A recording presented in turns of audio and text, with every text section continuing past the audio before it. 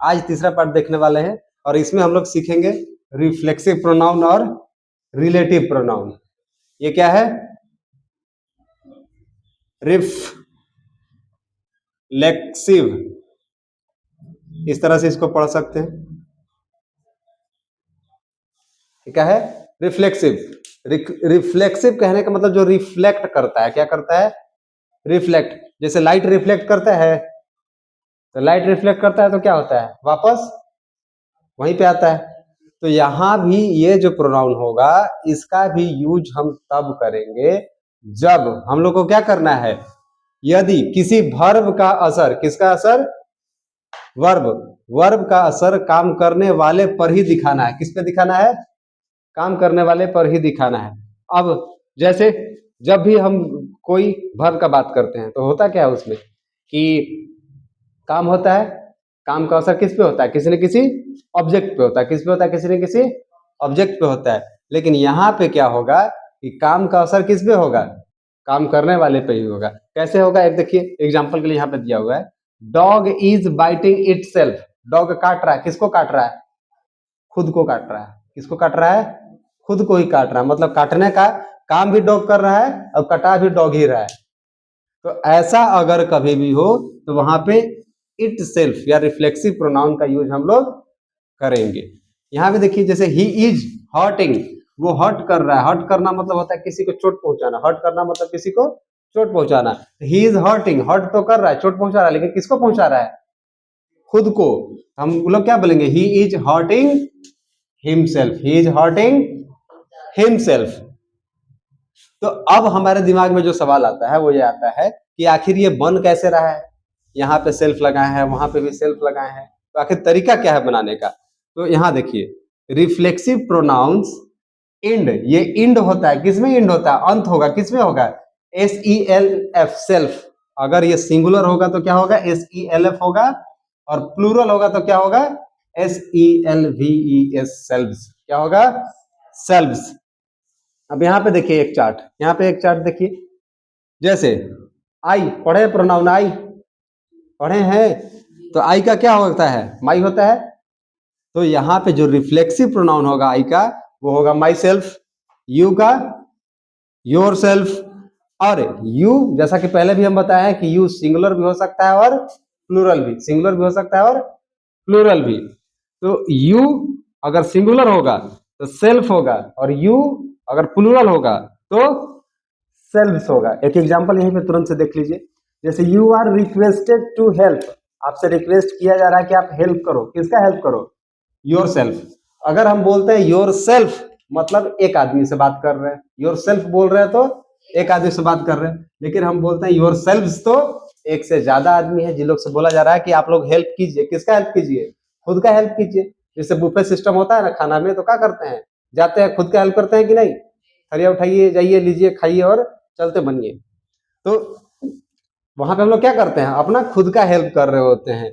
ठीक, तो वैसे जगह पे लिखा हुआ कई जगह पानी वगैरह कहीं अगर मिल रहा है, निकाल के गिलास में रखा हुआ है, तो वहां पे बैनर लगा हुआ हो सकता है या पोस्टर लगा हुआ कि you are requested to help yourself. आपसे रिक्वेस्ट किया जा रहा है कि आप अपना हेल्प खुद कर लीजिए, कोई और यहाँ हेल्प के लिए नहीं है। दूसरा ये रहा yourself and yourself. He का होगा हिम सेल्फ, शी का हर सेल्फ, इट का इट सेल्फ, वी का आवर सेल्फ, दे का देम सेल्फ।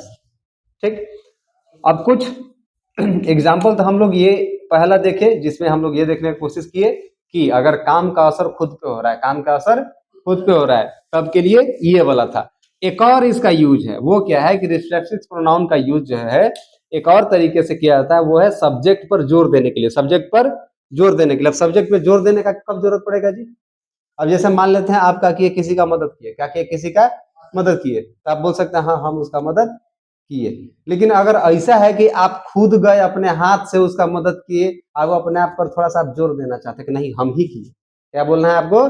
कि हम ही किए, मैंने ही उसकी मदद की। एक है कि मैंने उसकी मदद की, एक होगा कि मैंने ही उसकी मदद की। तो अगर हम बोलते हैं मैंने ही उसकी मदद की, इसमें क्या हो रहा है? खुद पे हम जोर दे रहे हैं कि नहीं ना, हम ही थे, कोई और नहीं था। बोलना चाह रहे हैं ना? तो अगर ऐसा हो तो वहां पे हम लोग रिफ्लेक्सिव का यूज करेंगे। जैसे आई माई सेल्फ हेल्प्ड हिम, उसका हेल्प तो हम किए, लेकिन ऐसा नहीं है कि फोन करके कह दिए थे कि हाँ भाई कर दीजिएगा, बोला हिसाब किताब हम खुद किए। तो अगर ऐसा बोलना है तो हम लोग बोलेंगे आई माई सेल्फ। बात समझ में आ रहा है सिचुएशन। अब ये देखिए, जैसे राम है, राम ने क्या किया, रावण को मारा। तो अगर हम बोलते हैं कि राम, ये वाला छोड़ देते हैं, ये वाला नहीं बोलते, अगर सिर्फ बोलेंगे राम किल्ड रावण, मतलब पता चला कि राम रावण को मारे। मारे तो हो सकता है कि भाई किसी से मरवाए भी, कारण वो बने, इसलिए मारा बोल सकते हैं। लेकिन अगर ऐसा है कि अपने हाथ से खुद मारे हैं तो क्या बोलेंगे, राम हिमसेल्फ किल्ड रावण। राम क्या किए, खुद से उसको मारे। तो वैसे जगह पे हम लोग ये रिफ्लेक्सिव प्रोनाउन का यूज करते हैं। ये था रिफ्लेक्सिव प्रोनाउन। अब लास्ट जो आप लोग के लिए बच गया है वो है रिलेटिव प्रोनाउन। क्या बच गया है, रिलेटिव। रिलेटिव सुनने से समझ में आ रहा है कि नहीं, रिश्तेदारी टाइप का है। तो यहाँ पे वही है, जब किसी नाउन के साथ, जब किसी नाउन के साथ कुछ रिलेशन बताना हो, क्या करना हो, रिलेशन बताना हो, तब इसका यूज करेंगे। अब देखिए कैसे रिलेशन बताएंगे, यहाँ देखिए, जैसे अगर हमको बोलना है the girl who is in red T shirt, हो सकता है कि ग्रुप में कुछ लोग बैठे हुए हैं, क्या किए हैं, ग्रुप में कुछ लोग बैठे हुए हैं, और वहां पे कोई एक है जो कि लाल रंग का टी शर्ट पहनी हुई है, और वो हमारा कोई लगती है, वो हमारा कोई लगती है। अब हमको किसी को बताना था, बोलेंगे वो जो लड़की लाल टी शर्ट पहन के बैठी है ना, वो हमारी बहन है।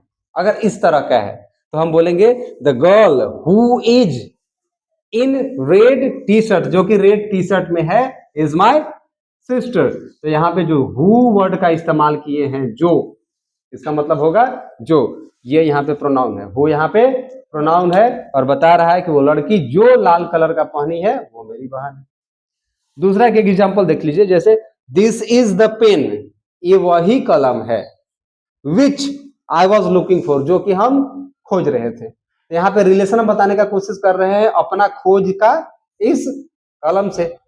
आपको समझ में आ रहा है, तो हम बोलना चाह रहे हैं कि ये वही कलम है जो कि हम खोज रहे थे। हम पहले वाला रिलेशन अभी वाला में जोड़ रहे हैं कि नहीं। तो ऐसा सिचुएशन के लिए हम लोग रिलेटिव प्रोनाउंस का यूज करते हैं। और जैसे जैसे आते जाएगा समझ में आता जाएगा। अभी बस जानकारी के लिए इतना चीज था। इसमें और कुछ है जो पूछना है, कुछ नहीं समझ में आ रहा है, कोई नहीं पढ़ने आ रहा है, कुछ भी नहीं ना, कोई दिक्कत। चलिए ठीक है, फिर आज के लिए इतना ही।